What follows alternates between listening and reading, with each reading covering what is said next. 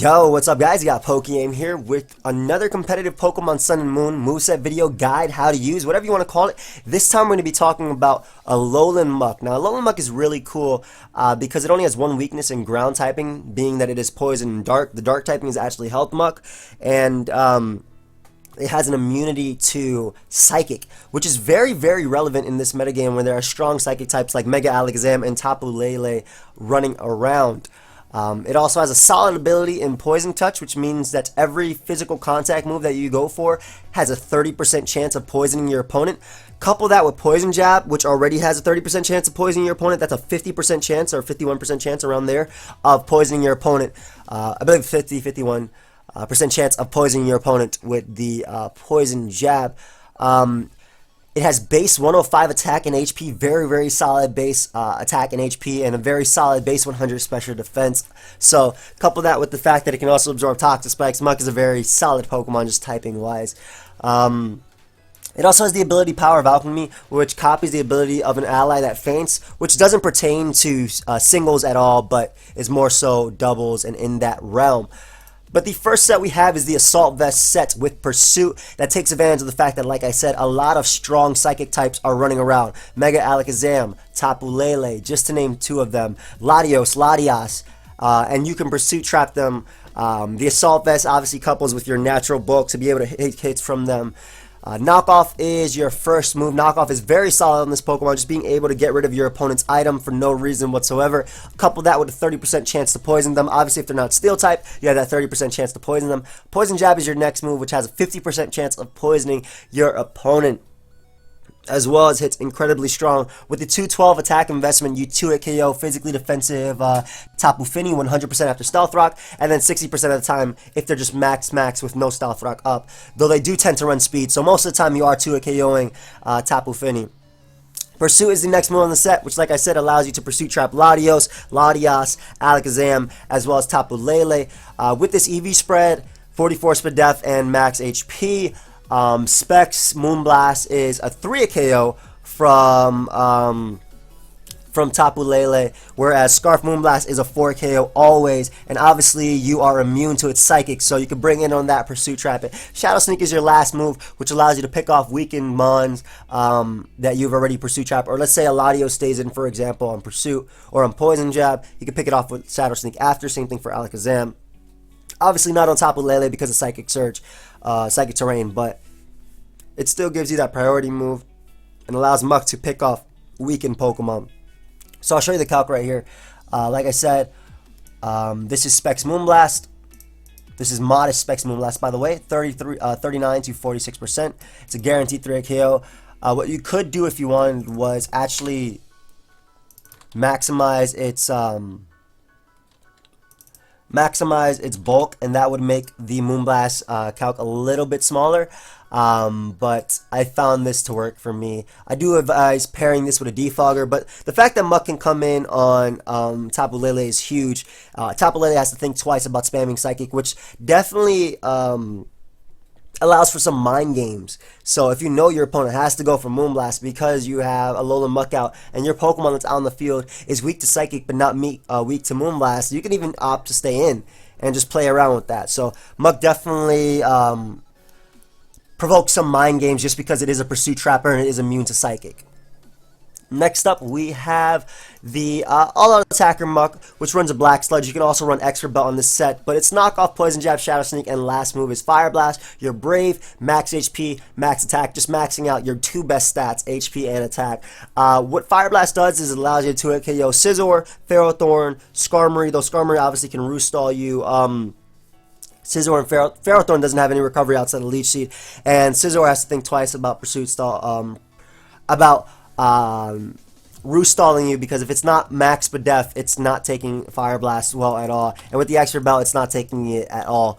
Again, I'll show you guys the calc right here just because I think it's useful to show calcs in these stuff.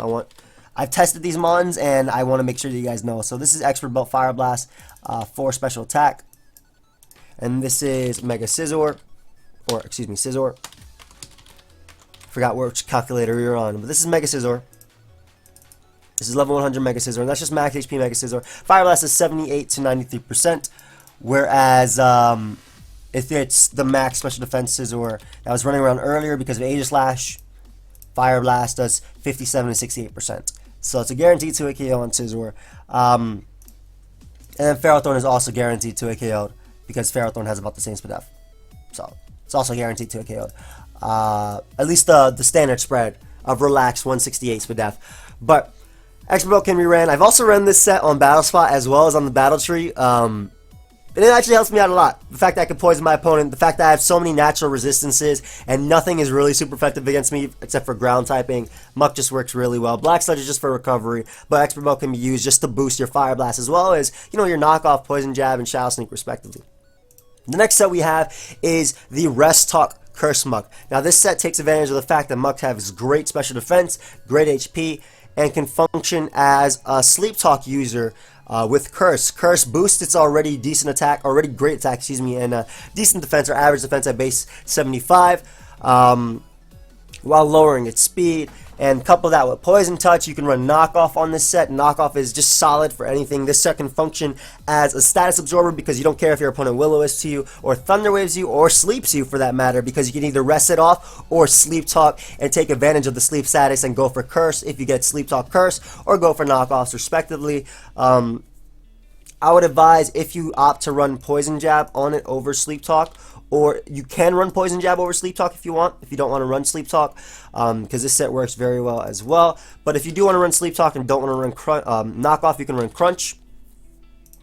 Crunch is stronger than Knockoff after Knockoff gets rid of your opponent's item, and it also has the chance to defense drop your opponent, or get defense drops on your opponent. This is similar to Rest Talk Tyranitar and DPP, where it run Payback or Crunch, but this one can run Crunch as well. It is Stab. It still does have a 30% chance to poison your opponent, and it also has the 20% chance to lower your opponent's defense, which makes it easier in beating them if they're fatter opponents such as Skarmory, such as Celesteela, if they don't want to Whirlwind you out. If you do opt to run Poison Jab as your only attacking move, I advise running a strong Water type or Ice type to deal with Landorus, Hippowdon, things like that. Mamoswine, Tapu Fini come to mind when I think of good partners. Magnezone is also a good partner because it can get rid of Steel types. You can trap them like Celesteela, like Skarmory, Scizor, Ferrothorn respectively, and then proceed to Curse up and use Poison Jab on everything, having that 50% chance to poison your opponent, as well as just eating up any hit and Rest Talking it off. So this set functions more as a sweeper. The next set that we have is the Choice Band Muck set. This takes advantage of its base 105 attack, and it runs Gunk Shot, which has an 80% chance to hit, but a 30% chance to poison, which is, coupled with Poison Touch. But, yeah. Next up, pretty much it's just Muck's strongest attack.